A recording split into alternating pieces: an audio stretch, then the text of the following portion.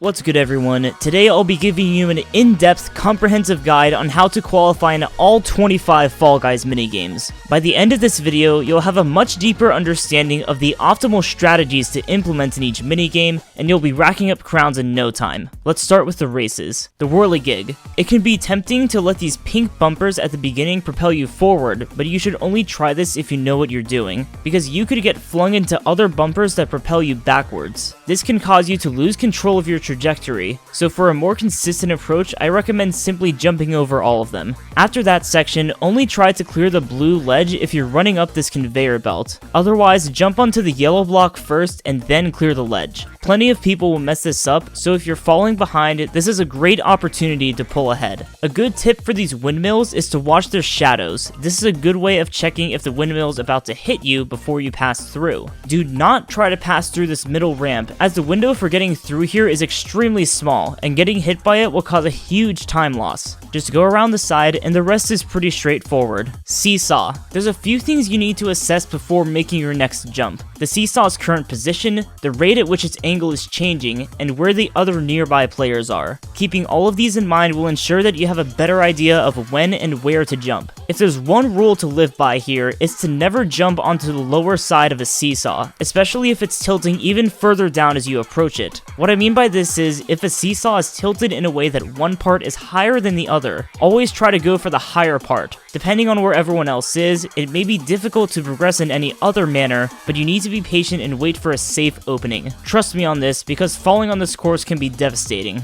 Tiptoe. Try to stay away from the front of the pack, because it's very likely that you'll be pushed off. Simply hang back towards the middle and wait for everyone else to clear the path. There will be plenty of people falling off, so you won't need to worry about qualifying this way. If you want to get up there and test stuff, which is honestly the fun way to play, it's possible to briefly walk onto a fake tile before walking back to test it without falling. The timing for this is strict though, so only try this if you're confident. In all of the gameplay I've seen so far, the last 3 tiles to get to the finish line were on the same column, so if everyone's only 1 tile away, go ahead and move up to the last one so you can be the first to finish. Another thing to keep in mind is that there's a gap between the last row of tiles and the finish line, so make sure you jump and dive off the last row of tiles, or else you'll fall off and probably get eliminated. Dizzy heights. Make sure you're always running in the same direction that these circles are spinning. It's always faster to go that way, even if you have to travel more distance. For the next section, don't stop running and hide when a ball gets shot towards you. Simply use these little pathways to switch lanes and keep moving. If you do get hit by a ball, you only lose about a second, so it's completely fine to just take the hit and keep going. On the third section, the right path is slightly faster than the left path, because the final platform spins counterclockwise. After clearing a small gap before the final section, stick to the sides instead of trying to barge your way through the center. There will be tons of balls rolling through there, so it's best to just stay away. At the end, watch the shadows of the balls so you don't get hit near the finish line. This is the only way you can see them coming. Gatecrash. The most important tip in this course is to always run towards a gate that's currently closed, so it will open by the time you get there. During the 4th row of gates, the inside and outside ones will only open once in a while, so use the 2 middle gates instead. For this final part, there's a large gap after this ramp, so make sure you're clear to jump over that. It's worth noting that the gates here move very slowly, so don't hesitate to slow down if necessary. Clearing this gap is the most important part of the course. Fruit chute. Try not to turn left or right, as the conveyor belt will push you forwards if you do. You'll want to pick either the left or the right conveyor belt, but stay near the center one. This allows you to use these pink structures to block incoming fruit if necessary. It's worth noting that jumping doesn't seem to be any faster than running. Finally, make sure you don't get hit by this log that comes through the center. Door dash. Use the same principle as tiptoe. Let others do the work and progress once a door has been opened. However, if you're towards the front of the pack, it might be worth guessing on some of these later doors, because there will be less competition to get through it if you open it first. Be careful when you're jumping in a large group of people, as you might get trampled if everyone's trying to go through the same door. If you know the doorway is going to be packed, try to jump and dive early before you get there, so you can float on top of everyone else below you.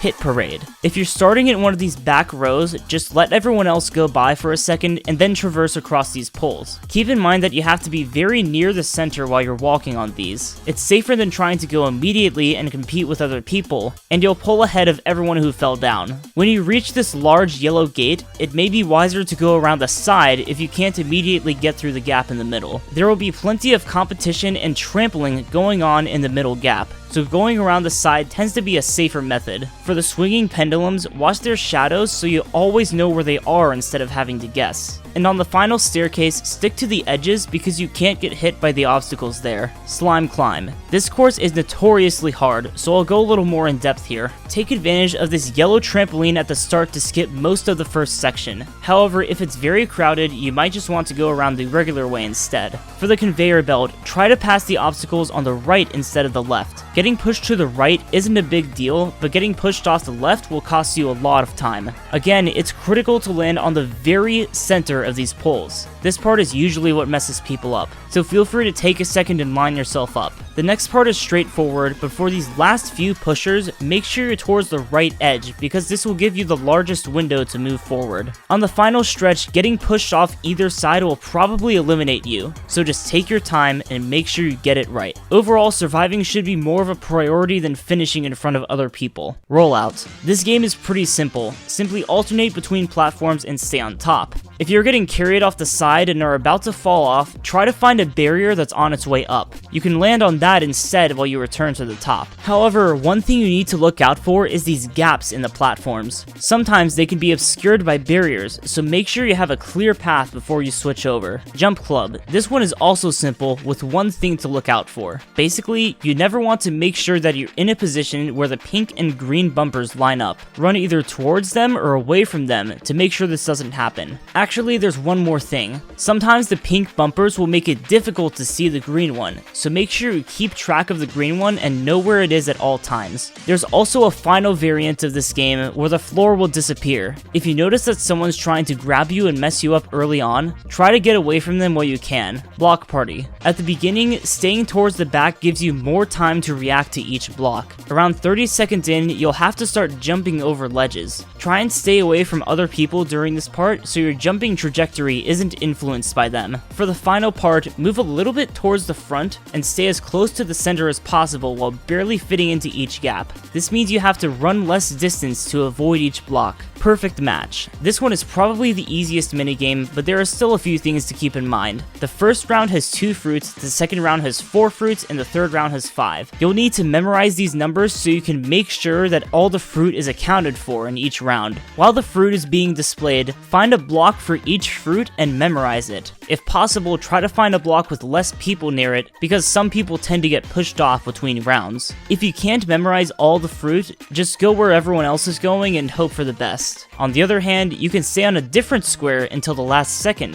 to fool other people who are trying to rely on you. Tail tag. If you don't have a tail, the best place to find one is under this central area. It's harder for people to see you coming here, so you should get away from there once you do find a tail. Otherwise, just lock onto someone and gain on them until you get their tail. It's best to grab a tail with around 5 to 10 seconds left because it takes people longer to realize you have one and go after you. One more tip for grabbing a tail is that you can get one by jumping and diving onto someone. If someone's right in front of you but you can't quite reach them, try that method. But to clarify, you still have to press the grab button. A good place to stay if you do have a tail is to jump around these little ramps. This makes it very difficult for someone to grab your tail because your altitude changes constantly as you jump. Other than that, it may be a good idea to run around the edge of the map. This way, people will only be able to intercept you from either the left or the right, so you won't have to watch both of those directions. Team games can sometimes be frustrating because it feels like you have less control over whether or not you qualify. However, playing optimally actually makes a bigger difference than you might expect. Egg Scramble. The best strategy for this game is usually to bully the team who is farthest behind. This is why it's so important to secure as many eggs as possible in the beginning, so you can establish an advantage over the other players. If you're on the team who's struggling, go for the team in second place. Basically, getting an egg out of second place's basket does you just as much good as putting an egg in yours. The best case scenario is if you can steal an egg from the team in second and bring it to yours, because that brings you 2 steps closer to qualifying. Also, watch out for any golden eggs that are rolling around. It's difficult to steal them from other teams' baskets, so in that regard, your best bet is to look for golden eggs that are out in the open or being transported by someone else. One more note is that if you want to play defense, intercept people who have stolen an egg from your basket and are trying to leave. This is easier than trying to stop people while you're actually inside the basket. Hoopsy Daisy. A fundamental to keep in mind for this game is that you should only go for a hoop if you're the closest person to it. Don't waste time trying to get a hoop if someone's already on their way there. Something else to note is that golden hoops will rotate slightly over time, so try to assess which way it's spinning before you decide which angle to attack it from. Team tail tag. Use most of the same fundamentals as regular tail tag, except you should try to get your tails from the team that's farthest behind. If you have a tail, stay out of the center area and just run around the edge of the map. Another strategy you can use is to stand under one of those spinners to make it more difficult for someone to reach you. This is especially useful for if someone's catching up to you and you need to shake them off. Just run under the spinner and hopefully it'll send them flying. Jinxed. If you're not jinxed, these rotating platforms are a good place to start. They make it easy to check all around you for people who are jinxed, and they can only be boarded from certain places. When someone inevitably makes it onto the platform that's jinxed, leave the platform and run around the edge of the map. I recommend staying out of this middle area because it's more difficult to see people when your altitude is lower. Another thing I noticed is that it's very difficult to jinx someone who's hanging from a ledge because you can't grab them there, so wait for them to get up or fall down. If you're jinxed and are trying to get other people, focus on getting people at the edge of the map because that's probably where the best players will end up. Jinxing them early will make it easier to finish everyone else, which is important because these matches usually come down to the last few people who aren't jinxed. You may also want to consider grabbing someone who's either trying to chase down one of your teammates or run from one of your jinxed teammates to slow them down. Fall Ball. This game is one of my personal favorites. The idea is that since most people want to play offense, playing defense will probably lead to the best results. However, if you really want to play offense, make sure there's at least 2 people on defense before doing so. The first thing I want to mention is that there's an exploit where you can jump into a fresh ball as it's falling down, and it will bounce immediately towards the goal. So you could take advantage of this, but if you don't want to be a total scumbag, I would suggest sticking very close to the goal in the center so you can block the balls that are shot using this method. Some more counterplay to this exploit would be to run to center field and either challenge the person trying to abuse this strategy by jumping into the ball yourself, or simply grab them so they can't jump into the ball. Let's dive into some more detailed tips. If you're on offense and you have the ball, a good way to get it past the defenders is to kick not directly towards the goal, but towards one of the back corners. They usually won't have a good angle to clear it, so you should be able to head over to that corner and finish the job. If a defender isn't challenging you, simply dribble the ball by walking into it instead of headbutting it towards the goal. Once they start coming towards you, then you shoot for the back corner. If you're on offense and don't have the ball, don't go directly towards a teammate who has it. Instead, meet them on the other side of the goal so they can pass it to you. These are basic soccer fundamentals, so if you have any idea how soccer works, this game should come natural to you. Now let's cover defense. You should really trust me on this part because I was a real-life soccer goalie in middle school. If you're a goalie, the only time you should leave the goal is to clear a ball that's been headbutted towards you. Otherwise, stay very close to the goal and let the defenders do their job. How you go about clearing the ball depends on the situation. Try to kick it towards the center if there's no strikers there. If there are, clear it towards the side instead. Sometimes it's worth clearing it towards the center if you think you can get it over the attackers. One more option is to pass it towards a defender and let them take care of it instead. Rock and roll. There will be plenty of people pushing the ball forward, so it's a good idea to stick to the sides of the ball. This way you can help steer the ball past obstacles, but make sure that you're not pushing against anyone who's on the other side of the ball. On the final stretch, interfere with the team who's farthest behind. One person pushing against the ball has more influence than several people pushing the ball forward. So if you're on the team in last and you see someone heading towards your ball, grab them and block them off. But whatever happens, make sure your ball doesn't get stuck in one of the back corners. It's very difficult to get the ball out of there if you can't get behind it. Hoarders. As always, you want to take balls from the team who's in last place. However, try not to go too deep into enemy territory, so you can at least stop people who are trying to run away with your balls. Keeping both of these objectives in mind, it's best to stay near the line between your team section and the section of the team in last. The finals are obviously the hardest to qualify in because there's only one winner, so knowing your way around these is even more important than anything I've discussed so far. far. Fall Mountain. Balls will be shot at you from various angles. You need to watch not only where these balls are going, but how the rest of the terrain affects the balls and how the balls push these pink barriers. Getting hit by a ball or barrier will set you back very far, and you'll probably lose if it happens. When you get near the top of the slope, you need to pay attention to two things. The first of which is these spinning obstacles, so make sure to plan out your path for getting through those. The less obvious threat is that the balls may not be visible before they hit you at the top.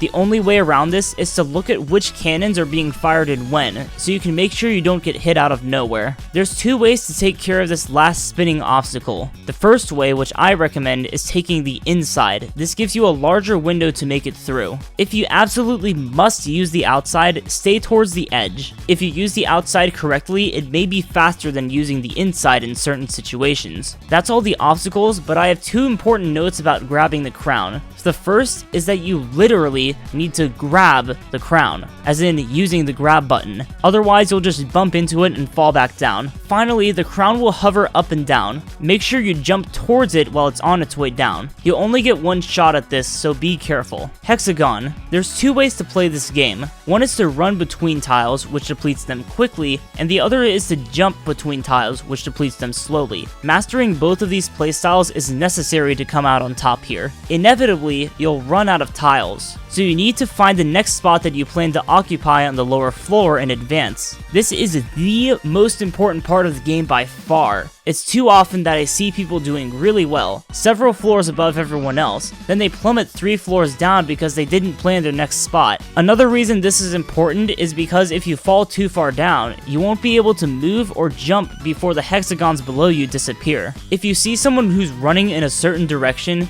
try to run in front of them to cut off their path and delete their tiles. It might also be worth grabbing them to throw them off guard, then jumping to a different spot, but this is difficult to perform without putting yourself in danger. Royal Fumble. Most of the same principles apply here from tail tag. If you don't have the tail, don't run towards where the person with the tail currently is, run towards where they're about to be. If you have the tail, you actually don't want to just run around the edge of the map. Mixing up where you're going is crucial for this. Try to go up ramps and make it more difficult for people to react and intercept you. Thank you all for watching. I might upload more informative Fall Guys content if the demand is there, so be sure to subscribe if you're looking for more of this stuff. I'll catch you in my next video. See ya.